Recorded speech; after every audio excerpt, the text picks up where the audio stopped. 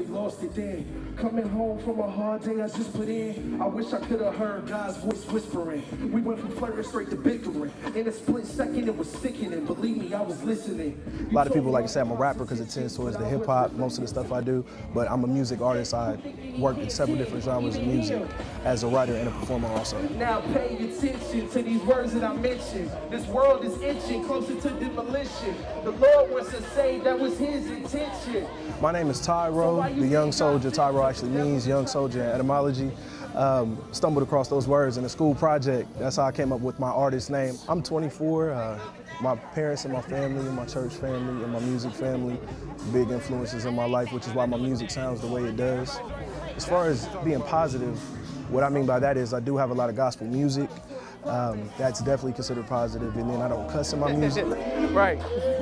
When they say it won't sell because of that, I think it will sell because of that, because for the people who don't want to hear somebody who they think is being fake, there's people who will appreciate somebody who's being real. Thank you. Good job, Ty-Ro, yeah. So there's a market that opens up as one does close, because then you have people who wouldn't listen to rap in the first place, now starting to say, I'm gonna give this a chance because I heard a song and it sounded a little different. Let me hear the next one. Oh, that sounded different too. Wait a minute. All of his music is like that. All of his music is positive.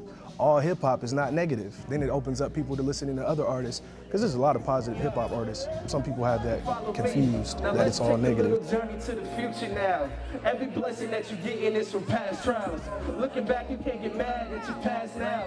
If you were never lost, then you couldn't have it found. It's like you made little deposits since you were a child.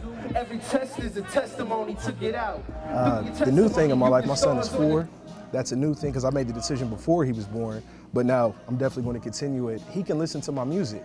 I don't have to turn anything off or whatever, like, oh, that's my song, I turn it off. Daddy said a bad word. He can listen to my music with me. He can be a part of it. He likes music. He likes to rap and sing and dance. My parents, my mother can listen to my music. My pastor could pick up a CD, even if it's not one of the gospel CDs, and still listen to it because it's not damaging to the ears and sharp piercing when you hear the cuss words. I think a lot of people aren't going to be able to hear how good rap is because some people don't want to hear cursing.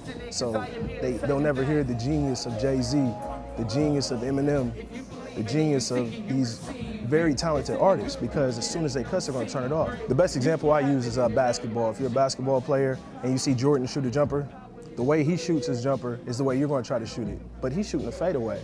The best way to go up is straight up and have your form correct and everything, but kids see Jordan and they do that. So for me, Jordan was Jay-Z, Tupac, Biggie, those artists who have lived a different lifestyle than I have. So when they're talking about what they're talking about, it's not the same thing I'll be talking about if I was being real. So I was imitating what I thought was the best. And then as I got older and started writing my lyrics, I said, you know, this isn't Chris Lee's life.